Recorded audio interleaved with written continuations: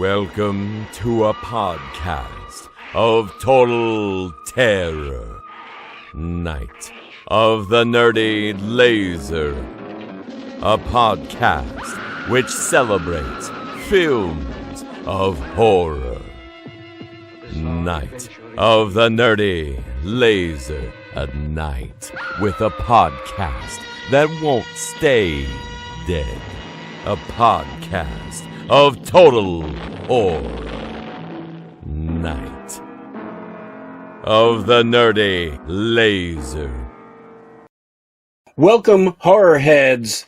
This is Night of the Nerdy Laser, episode 73. I am Richard. Matthew Henry is not here tonight. Yule. And I'm just Jeff Lown. I was trying to come up with a witty one, but I had nothing. Just Jeff Lown. Yeah. So, Matthew Henry is on assignment currently. So we are missing him very much so, but he should be back next week without any hiccups. So we're going to continue on without him tonight because our recording schedule has been a little wonky. And this is the month of being thankful for movies. So last week, Jeff was thankful for Death Spa, and I was thankful that it was over.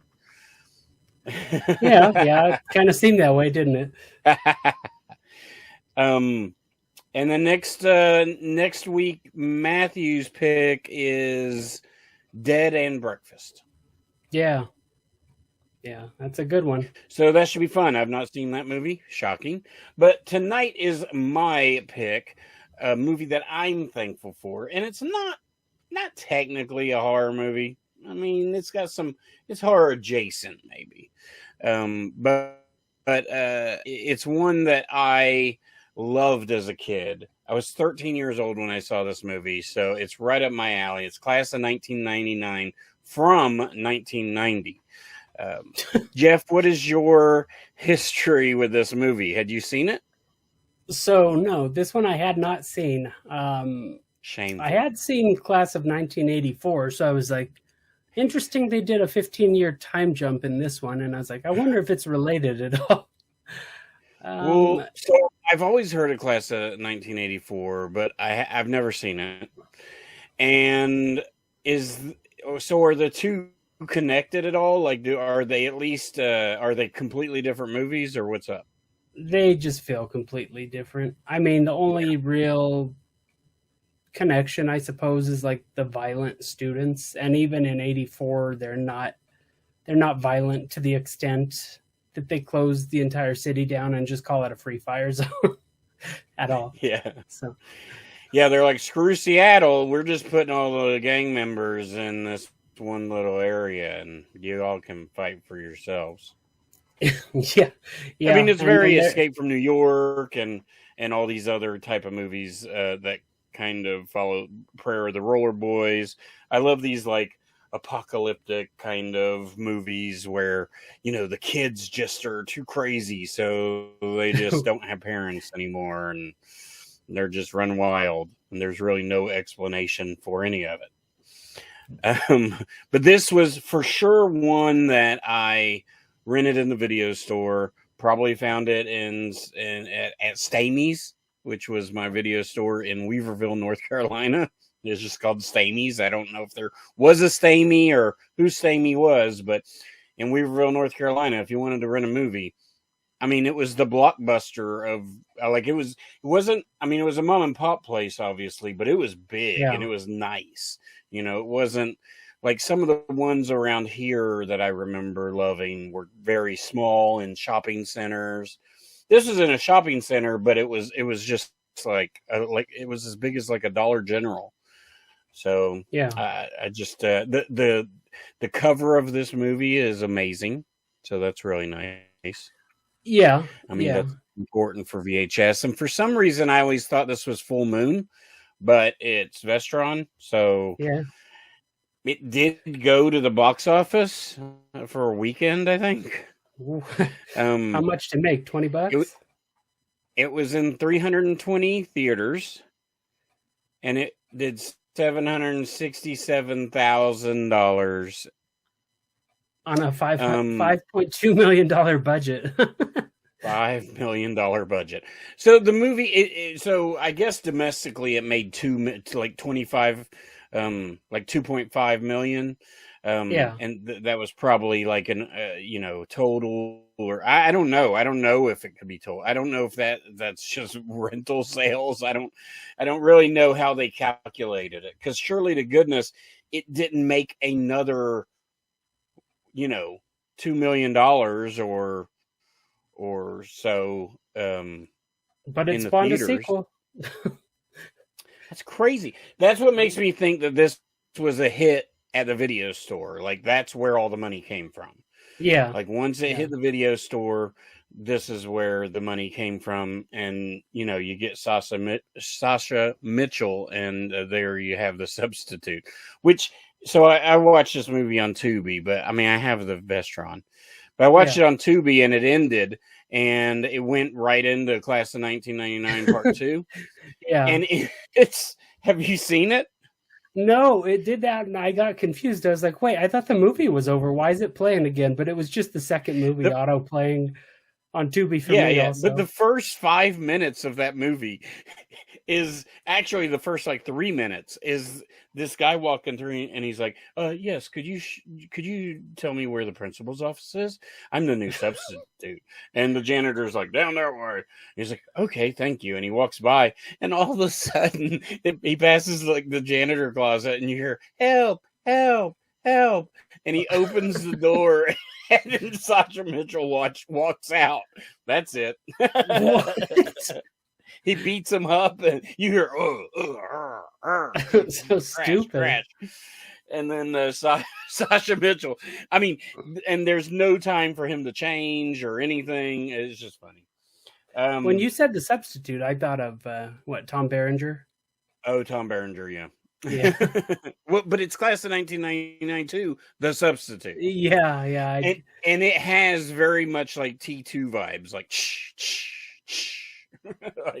When you kind of mentioned at the top of the episode that this is kind of a horror adjacent episode, I'd say it has just as many horror elements as the original Terminator, where it's the machine walking around. We got the people, I guess Arnold in that one is the villain, where he's kind of stalking his prey, trying to kill him and stuff like that. And we get that in here, where the computers are. It's basically a ripoff of Terminators. What I'm getting at. I mean, for sure, the end is. Yes. Sure. Yes. But great. Flamethrower. Okay. So here's a synopsis. We got 3 ex-military robots are reprogrammed as teachers and secretly placed in a school where most students are part of organized gangs. They begin to respond violently to unruly students, and their military training starts to take over. I like how it says their military training rather than just their military programming, because they are just straight up computers. I know, it is weird. Yeah, very weird.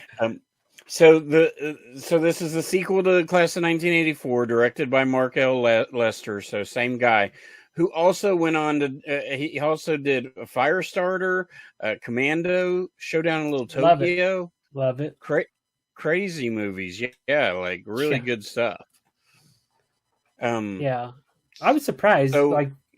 I went in because I was like, this guy had to have directed at least one other movie.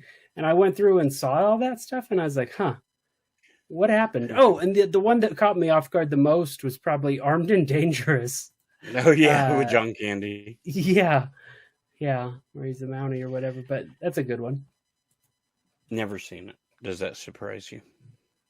Yeah, wait, no, I'm thinking of Canadian Bacon. I don't, they're all the same. They're just John Candy films, but... Okay, so the cast we have in this movie, I mean, it's pretty stellar. I mean, there's some big names in here. We'll start off with Bradley Gregg. He played Cody Culp and was in the 1985 movie Explorers, followed by Stand By Me. Yeah. Nightmare on Elm Street 3 is probably, the one that fits into our podcast the most. the John Larroquette and Christy Alley comedy classic Madhouse. Yeah. Classic. Have you ever seen Madhouse? I've seen parts of it. Oh, so good. I don't think I've seen the whole thing. It's so good. Really good. Bradley Gregg was also in Fire in the Sky. Now, Bradley Gregg in this movie is a hybrid John Connor child mixed with Corey Feldman in any role, because he sounds exactly he does, Corey and he even kind of looks like him in certain ways, but he for sure sounds like him. Yeah, I was like, wow, Right. I know exactly where he pulled this character from. Yeah, you're spot on that one. Malcolm McDowell is in this movie, which is crazy. And Malcolm McDowell, he plays Dr. Miles Langford, which is the principal. And he has too many roles to name them all, but a few of them are obviously A Clockwork Orange, Cat People, and Dr. Loomis. The Superior Halloween. Rob Zombie's Halloween 1 and 2. Yeah. What? I said the Superior Halloweens. I mean, depends on who you ask, but I agree.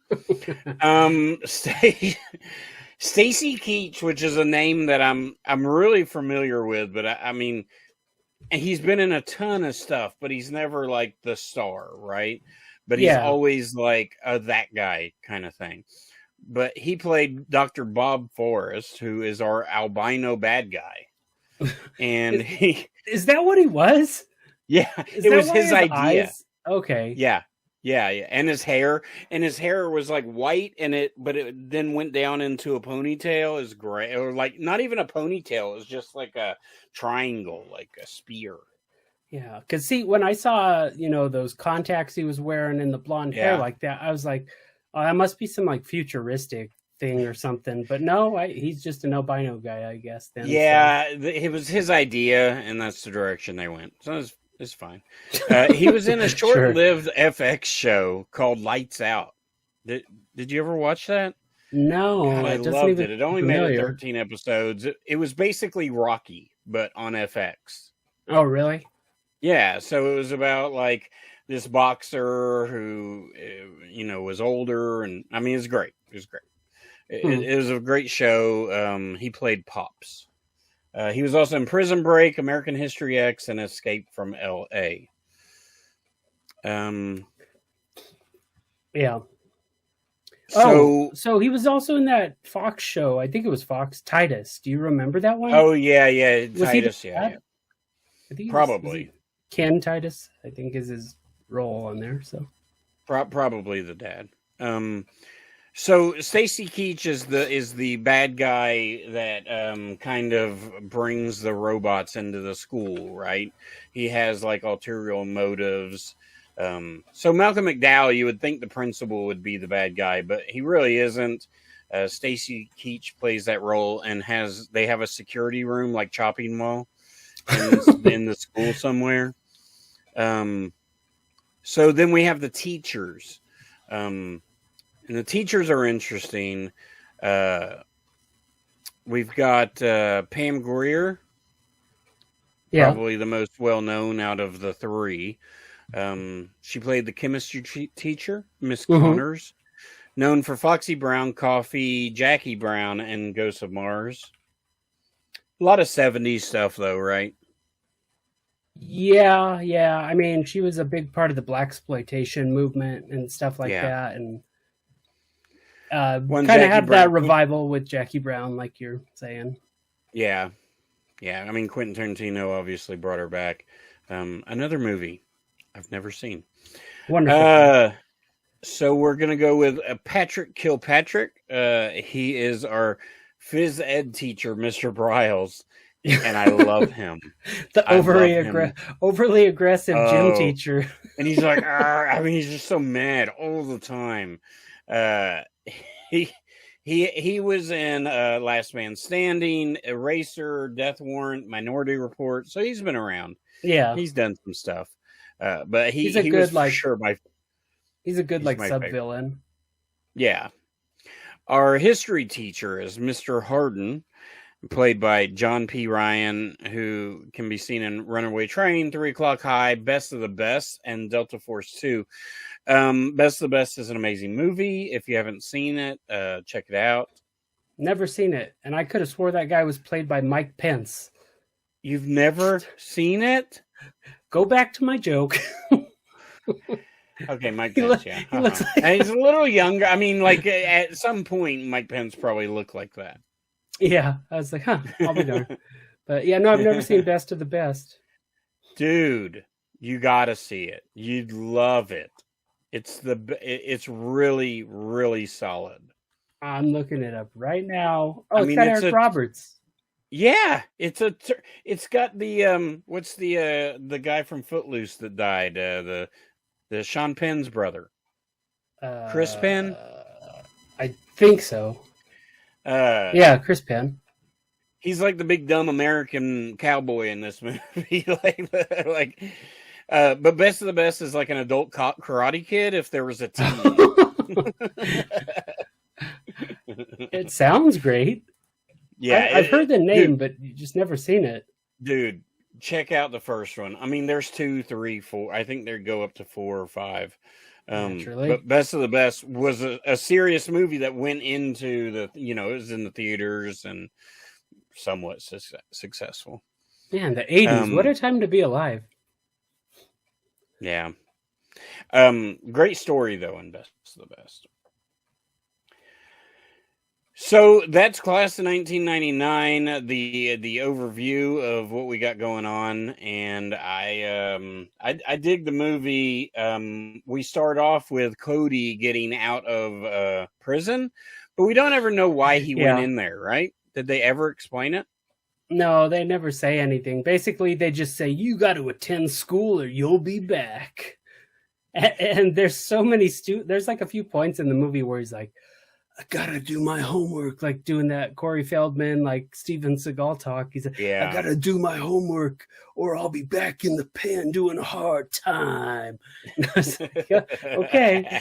And I was like, wait, is this like, did the school board pay for the funding of this film as like a get into school like kind of thing, or what's going on with it? But it blew my mind. The movie is like a cross between like a serious drama and like the worst action movie ever. It's wonderful, the action. This is one of my favorites. I'm thankful for this movie, but I mean, come on. If somebody's going to say it's crappy, I can't defend it. It's hard for me to defend it, but so Stacy Keach is part of the Department of Education and Defense, which I love, which I feel we should have right now. Yeah, probably. So the deal, it's kind of a straightforward deal, right? The school is in this jurisdiction where the police can't go or don't go. They just choose not to. So Malcom Mcdowell, playing the principal, works out a deal with the Dr. Forrest guys, played by Stacy Keach, to bring in these robots to help help keep the students safe. And I do believe. Do you believe that Malcom McDowell had, his character was earnest in that? Yeah, I was looking for a heel turn with him, honestly, but it never came. He was doing it from like the goodness of his heart. Because right before, spoiler alert, Stacy Keach's like robots kill him, like choke his throat and rip it. He says something about how he just wanted to be able to teach these kids in this like terrible zone, in the free fire zone or whatever. Yeah. And then it's funny that he brings his daughter there too. That's the funniest part. Like the daughter combination is weird in this movie. It's just a little weird. Yeah. They probably shouldn't have had that arc in there. And I didn't mention the daughter, and I don't have her name pulled up, but she's very attractive. It's Tracy Lynn, I think. Yeah, her character's Christy Langford. But yeah, she looked familiar, and so I think what I remember from was Fright Night Part 2. which is a wonderful, wonderful, wonderful sequel that it's a shame we don't have a proper Blu-ray release of that because it really deserves it. Weird that we don't. Yeah, it kind of is. But like honestly, it's one of the better sequels that like doesn't get enough talking about because they handle it so well. Do you like the first Friday Night? Guess what, Jeff? Don't say it. Don't say it. I've never seen it. Oh my god. Have you seen the remake with Colin I've not Farrell? seen the remake. I've not seen the sequel. I've not seen anything. Oh boy. I've heard the remake is actually good. It's not bad. It's not bad at all. Yeah. I like it quite a bit. I've seen Near Dark. Does that count for anything? Gets me some brownie points. That counts as like another vampire movie you've seen. So cool. Yeah. Wow. Yeah. All right. You tell me, oh, how dare you not see Best of the Best, and you don't see Fright Night? Look, I'm busy. Okay, well, now that you put it that way. I don't work at a job where I get 4 days off for a vacation like everybody else. Sorry. No, you're not. No. So we get Colby going back home, and of course he has a brother named Angel. Angel is very weird looking. I'm not sure what's going on with him. Weird that you mentioned Near Dark. He's in that. Is he from? He's in Near Dark. Yeah. So Angel is the little kid like vampire in Near Dark. Okay, that's funny. Yeah. Because I didn't look him up, so it wasn't funny. That's so weird that you did that. But I love these movies, like Prayer of the Roller Boys, which you've never seen. Nope. Has the same storyline where he's got a little brother, and they're just annoying characters, and something ends up happening to them, and then they have to get their revenge. They're like, nope, I'm not doing it. I'm out. And then something happens to their little brother, and they're like, I'm back in. Let's go murder a bunch of people. I mean, that's the easiest way to do it. I mean, because you got the little brother that always looks up to the older one and wants to do the exact same thing, and then you got the older brother always coming back and stepping in and show like, oh, I see the error in my ways. Let me show you the right way to do it. And it's like kind of a cheesy, like moralistic, easy plot point that movies could hit in the 80s, I think, or in this case, 1990. Yeah. Speaking of error of their ways, Jason down at the dungeon is our good friend. The Dungeon of Southland is your one-stop shop for retro video games, vinyl, CDs, VHS, DVD, and Blu-rays, plus having a wide selection of titles from boutique businesses such as Vinegar Syndrome, TerrorVision, MVD, and more. The Dungeon is underneath Southland Books and is located at 1505 East Broadway Avenue in Maryville, Tennessee, and is open noon to 6 Tuesday through Saturday. But if you don't live close enough, don't worry. You can visit Southland_Dungeon on Instagram to see daily posts of all this cool stuff that they have coming into the shop. If you like what you see, you message Jason, and he will tell you how much it is, and you'll say, that's a great price.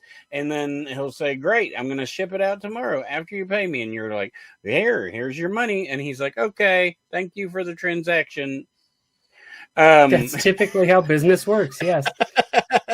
When you visit the dungeon, you can also visit Southland Books upstairs along with the Southland Cafe, or attend one of their many events such as trivia, plays, or just hanging out at the Bird in the Book, which has handcrafted alcoholic drinks and delicious food. For more information, you can visit southlandbooksandcafe.com. But we love the dungeon down there. We love Jason. So go show him some support over there. Let's talk about the ass spanking that our history teacher gives some of the guys. Is that why you're thankful for this movie? Because if I what is it called? Corporal punishment? No, corporal punishment. Corporal punishment, where the schools could spank. Yeah. Yeah, I think it even shows up. That's one of my favorite parts. I want to talk about that because I think Pam Grier's character, like her cyborg, does it too. It brings up the like kind of Terminator vision, and it has all the different options. It's like punch, kick, fight, throw down, or whatever. One is take to principal, and they take him to the principal. It's so funny. Yeah. So they have that, and then it says the punishment.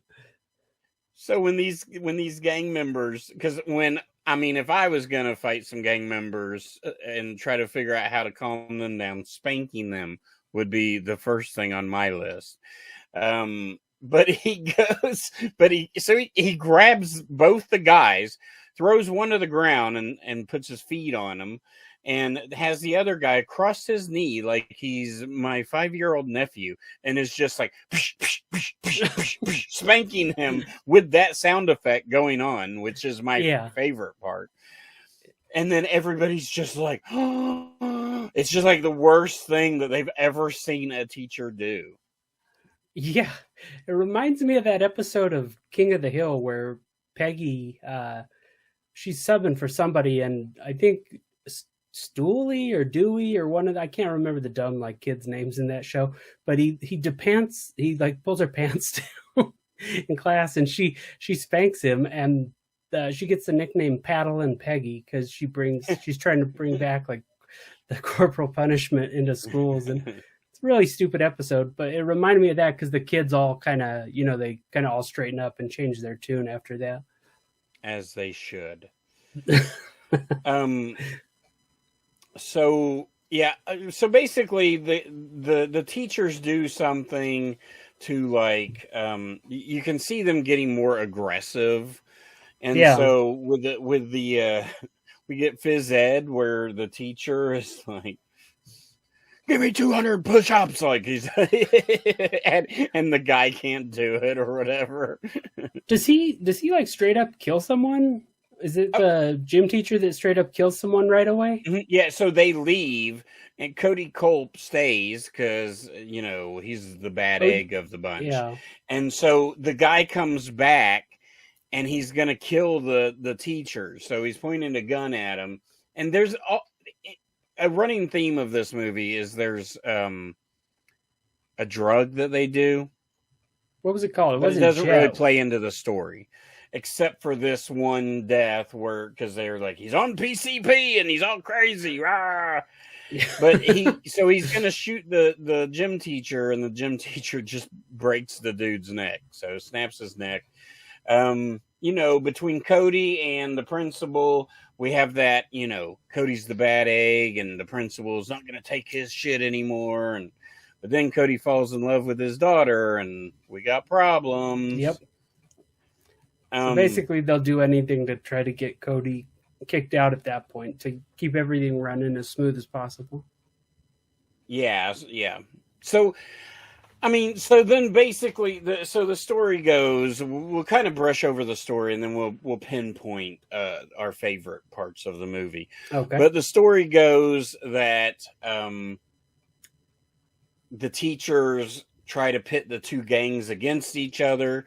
The gangs figure it out, and then there's a showdown in the school where they ride motorcycles through the hallways. It's amazing. It's really amazing. So that is really the rest of the movie. And so but I want to talk about moments, because there are some fantastic moments in this movie where we hit the so they figure out. So Cody and the girl figure out that all the teachers live together. Yeah, he steals a school, not attendance sheet, but it was like a staff sheet that would just happen to be on a desk, and it had everybody's address and stuff on it. And he's like, and I found it kind of weird. They live together. So the three live together. They go in the house, and they open cabinets, and what else would you find in a robot's cabinets other than WD-40 and some oil? Yeah. like like hundreds of cans. Oh, so many. I text you as soon as that happened. I was like, God, that's the best part. I was like, what are they find 100 cans of WD-40 just sitting in there, and because they go in there looking for the gold chain from the friend that the gym teacher snapped to his prove neck. that the guy saw the physical education cyborg whatever take the chain, so he wanted to find it. He knew that the guy had it, so that's why they were there. But they get busted, and then a chase happens, and this chase is amazing because the dude's on a motorcycle, he's got the girl on his back, and then he drops her off, and then he goes on to run from him by himself. But my favorite part is where the history teacher's in the back seat, and he's got like the driver's ed rule book, and he's like, excessive speeding, ran a stop sign, went past the red light, not slowing down for a pedestrian. Like, it's this book that he's flipping through, and it just made me laugh. Yeah, he just magically became a driver's ed teacher instead of a biology teacher or whatever. I mean, for the most part, that's what happens. And I was going to say, I think they might have borrowed from T2, but this came out a year before T2. So did T2 borrow the motorcycle ripping off a dirt bike chase? Yeah. Pretty much. And they go through, T2 goes through that same aqueduct and reservoir that is in every single movie that we watch, apparently. Yeah. Every single one. So. If you're a big fan of T2, like me and Jeff, in 2023, we're going to have something cool on Night of Nerdy Laser. We're going to start having some really cool interviews with people. And we have somebody from T2. It's not Edward Furlong. It's not Arnold. It's not Linda Hamilton. But I will say that this person's scene in that movie it sticks with me. And I mean, all you had to do was tell me the role he played, and I mean, the scene was there. So I can't wait. All right. So we get the motorcycle crashing, and the robots sail off into the water, which the guy, I can't remember what he says, but he's driving. He's like, I'm driving into water. I really dislike water or something like that. It's just a really stupid throwaway line. It was the dumbest thing. Yeah. And then, so, I mean, because he drove into water, they get out of the water. They're like, we need to get another form of transportation or something like that.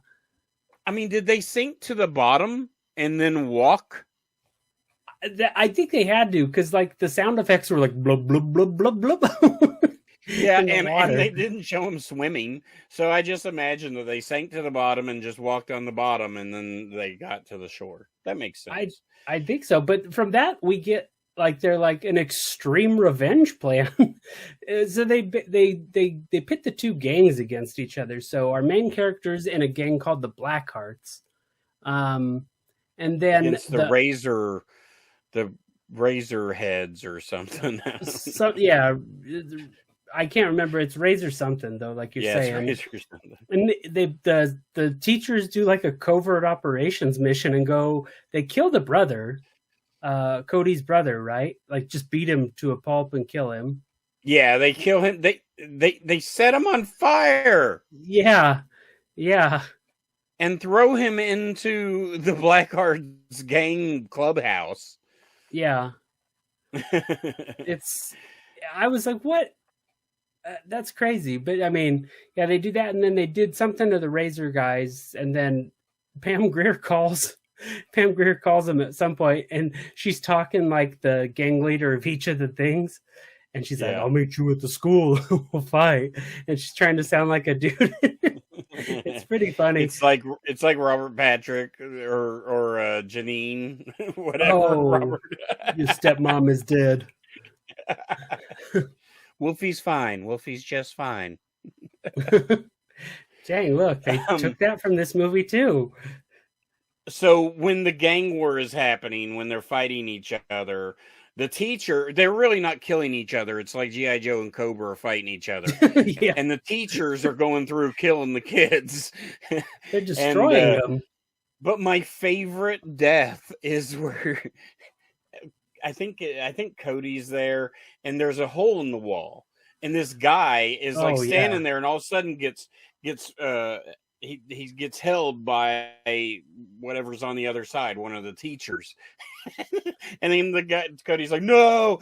And then all of a sudden the dude gets pulled through the hole and just like folds backwards. It's the reverse fold. I don't know if they meant to do it. It seemed like it was something that wasn't really supposed to happen, but it looked amazing.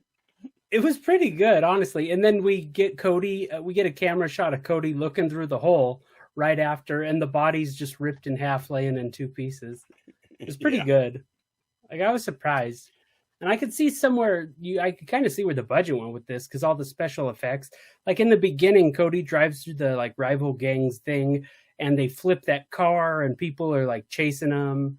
And we get when they get to the school initially, they have like a private security force that like takes all the students' guns. Like they have a gun check in. Like they give them like a little card, and they check in their guns, and it was like, there will be no automatic weapons on the premise. And I was like, geez, that kind of hits a little bit closer to home these days. But I mean, but yeah, so I mean, there's a lot of stuff, and the whole gang fight thing when they're kind of on that dock, and they're kind of in that like open, it looked like a paintball like war zone or something. It kind of did, yeah.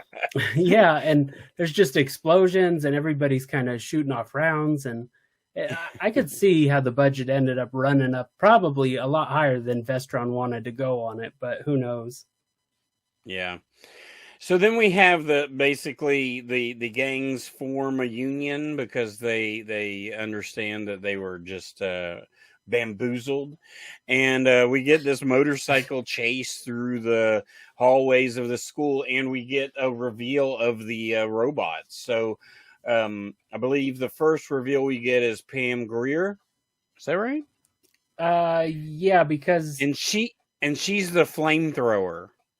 Yeah, she has a flamethrower, and something happens where she's chasing Cody because him and that other rival gang captain are kind of in a upstairs with the bikes, and she goes into like a science room, and Cody like tricks her into hitting the gas, and then she blows it up, and all her internals kind of come out.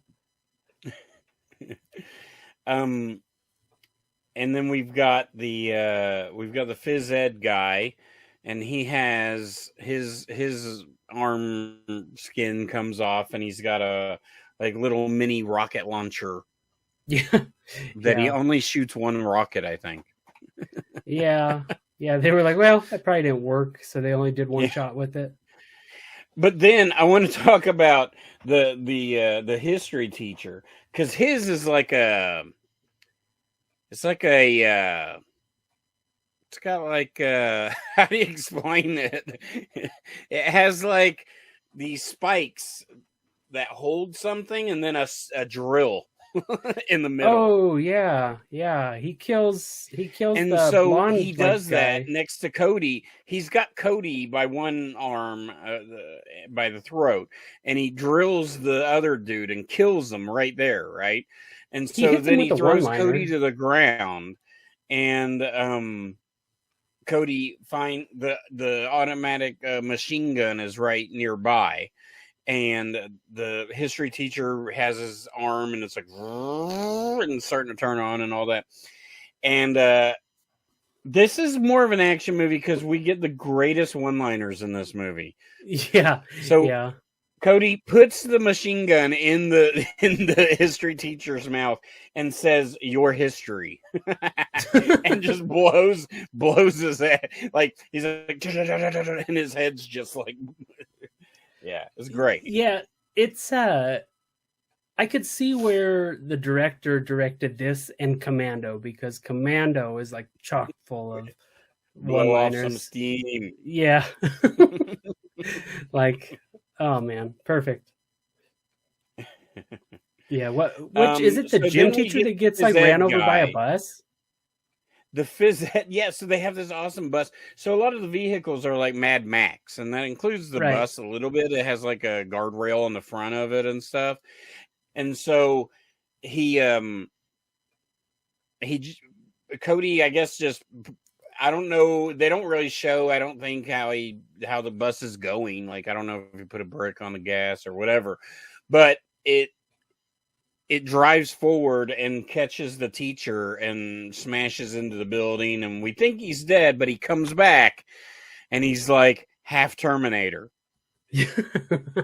Yeah, that it's some of the like dumbest looking makeup, but it's kind of so cheesy. It's good.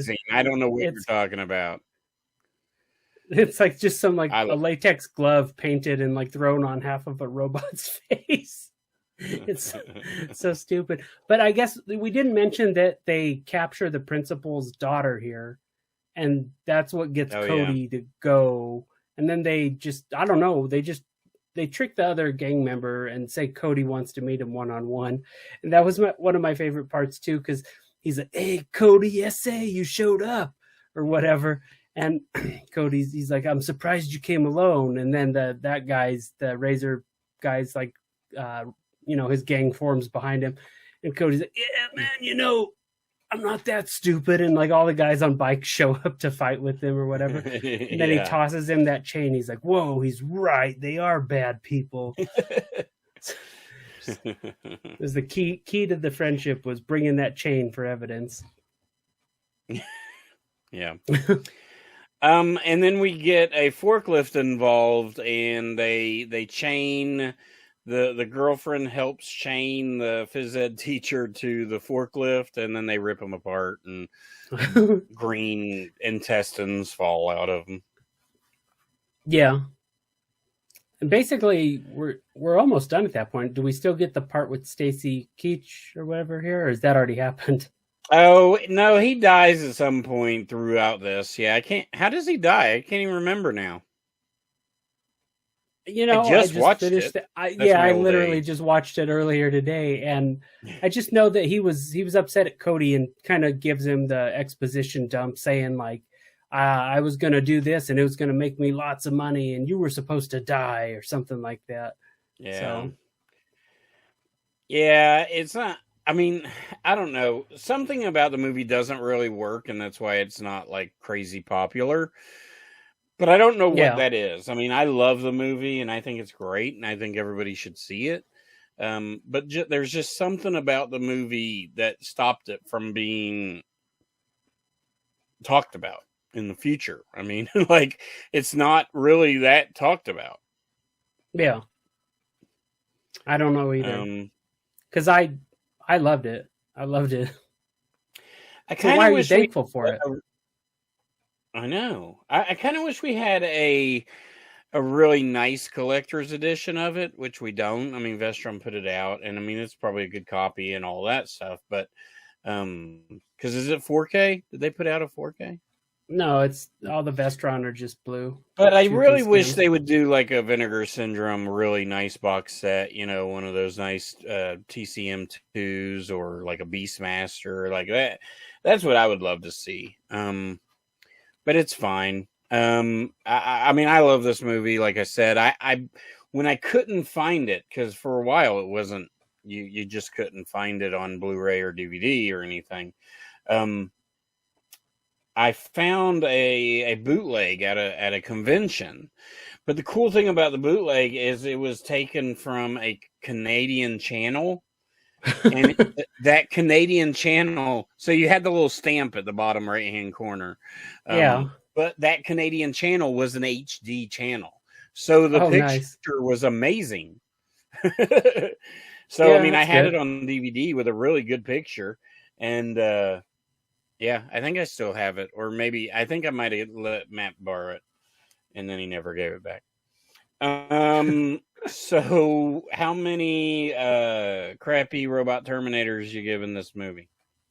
I give it 4 crappy robot turkeys. I feel like I tried to 4 turkeys. Yeah, I don't know. 4 Terminator turkeys. Yeah. Yeah, I'm probably gonna go 4.5, and there is that one thing that's just not allowing me to make it a 5, but 4.5 is really good. Like I said, it's not strictly a horror movie, but there are some horrific moments, and it is kind of horror adjacent. So you get that sci-fi Terminator kind of feel in this movie. Yeah.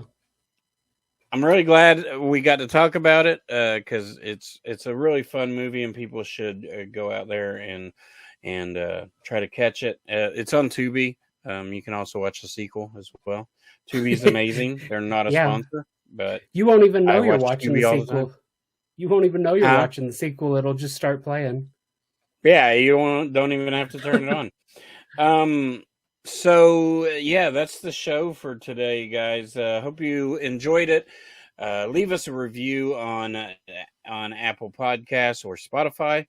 Share our posts. Go to YouTube if you're not watching us on YouTube, which you can watch us every week on YouTube. We post the podcasts on there. We post trash talk on there. We do some unboxings. We post all of our interviews on there that we've been doing. We talked to Mitch Rafter from Gore Noir magazine, and we talked to Josh McNeilis from Compass Comics. Is that right? Good question. Cutthroat Comics. Cutthroat. I knew Comics. I was close. Cutthroat Comics. Sorry, Josh. But we've done those interviews. Go over on YouTube. Check them out. We try to run the interviews for like 30 minutes. But yeah, if you could subscribe to our YouTube page, that would really, really help us out. We're trying to grow that and trying to give you all the content over there as well as over here on the feed. So we're not going anywhere. And we are just doing the best we can to make our little podcast something a little better for you guys. So you can email us at nightofthenerdylaser@gmail.com. You can follow us on Instagram or Facebook at Night of the Nerdy Laser. And until next time, what should they do, Jeffrey Lown? They should keep it bloody. Because somebody has to. Indeed. Because they're history. I don't know. I forget another one-liner, but there were like 6 in there. Good enough. Every time he killed a teacher, he said one.